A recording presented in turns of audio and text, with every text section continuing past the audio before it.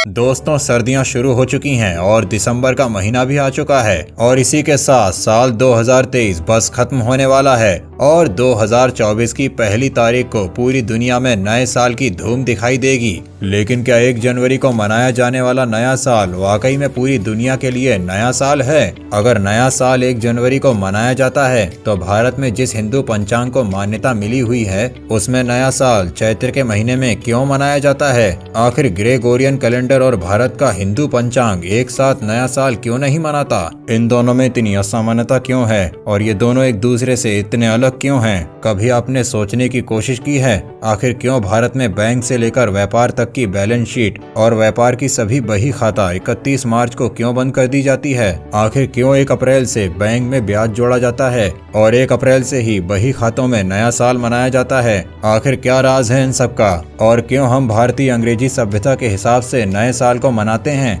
अगर आप ये सब जानना चाहते हैं तो वीडियो को अंत तक जरूर देखिएगा, लेकिन उससे पहले हमारे चैनल को सब्सक्राइब करना बिल्कुल भी मत भूलिएगा।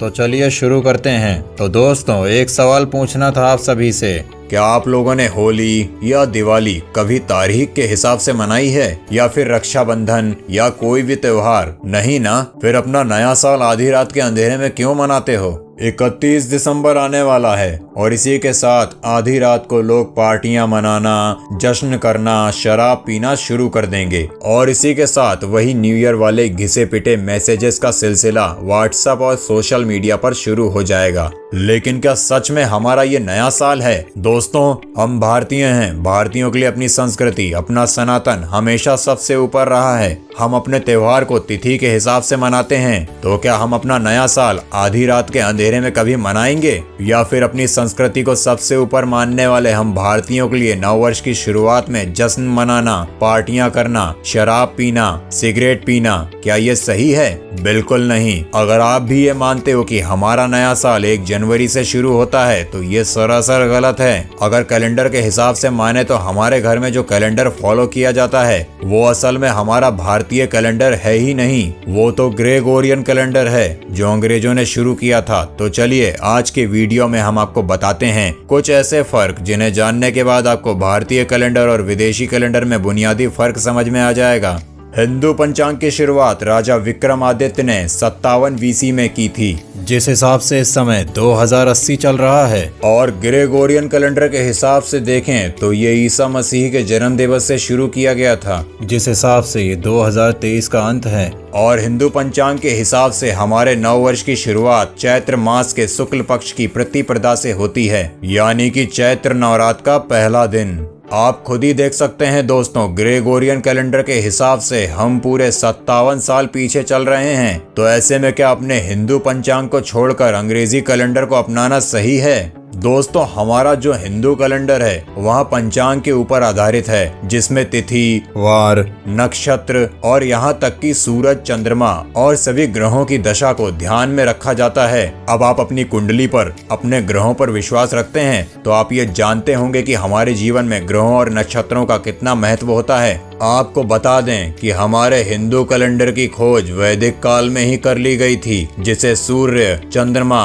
और नक्षत्र के हिसाब से बनाया गया था और जिसका निर्माण आर्यभट्ट, वराहमिहिर और भास्कर जैसे खगोल शास्त्रियों ने अपनी प्रखर बुद्धि से किया था। इस पंचांग को सूरज, चंद्रमा, नक्षत्र, पृथ्वी की स्थिति, इनकी गति और इनकी दूरी के आधार पर बनाया गया था और इसी हिसाब से दिन और रात को बांटा गया था। दरअसल उस समय आज के हिसाब से घड़ियां नहीं हुआ करती थीं, तो लोग दिन और रात के हिसाब से ही समय का अंदाजा लगाया करते थे। पंचांग को अगर खगोलीय तत्वों से जोड़ा जाए तो इसके हिसाब से 12 महीनों का 1 साल, 7 दिनों का 1 सप्ताह माना गया था, जबकि महीनों को उस समय सूरज और चंद्रमा की चाल के हिसाब से गिनती में लिया जाता था। ग्रेगोरियन कैलेंडर में हम तारीख के हिसाब से दिन और रात जानते हैं, लेकिन पंचांग में तिथि के हिसाब से दिन और रात माने जाते थे। इन्हीं तिथियों को ध्यान में रखकर हम अपने त्योहार मनाते हैं। ग्रेगोरियन कैलेंडर के हिसाब से रात को 12 बजने के बाद अगला दिन शुरू हो जाता है, लेकिन तिथि दिन या रात कभी भी शुरू हो जाती है और इसी हिसाब से दिनों की गणना भी की जाती है।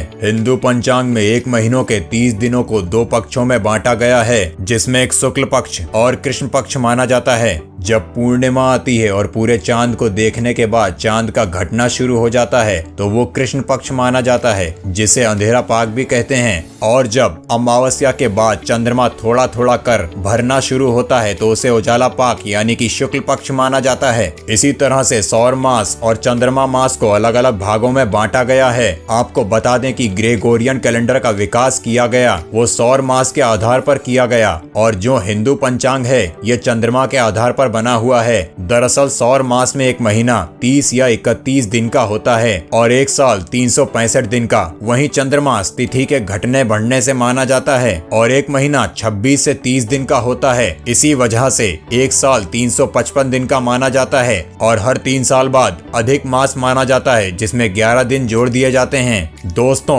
1582 में ग्रेगोरियन कैलेंडर अस्तित्व में आया और लगभग सभी पश्चिमी देशों ने ग्रेगोरियन कैलेंडर को अपना लिया था, लेकिन उस समय भारत में हिंदू पंचांग ही माना जाता था। लेकिन जो पश्चिमी देश थे उन्होंने हिंदू पंचांग मानने वाले देशों को अप्रैल फूल कहना शुरू कर दिया, क्योंकि हमारा न्यू ईयर अधिकतर अप्रैल में शुरू होता है और तभी से ये अप्रैल फूल अस्तित्व में आया। इसके बाद ग्रेगोरियन कैलेंडर भारत में कैसे आया आपको ये भी बता देते हैं। दरअसल ये हमारे महान बापू और चाचा यानी कि महात्मा गांधी और जवाहरलाल नेहरू की देन है। इन्होंने ही हमारे देश में पश्चिमी कैलेंडर को मान्यता दिलाई थी। इसे हमारा राष्ट्रीय कैलेंडर भी घोषित करवाया। अगर आप कुछ तथ्यों पर नजर डालें तो पश्चिमी देशों का नया साल शुरू होने की वजह आपको कहीं नहीं दिखाई देगी, जबकि हमारा नया साल शुरू होने से प्रकृति भी नया रूप ले लेती है। मौसम बदलने लगता है, पेड़ों पर से पुराने पत्ते झड़कर नए पत्ते आना शुरू हो जाते हैं, प्रकृति हरी भरी हो जाती है और चारों तरफ महकती हुई हवा, खुशबू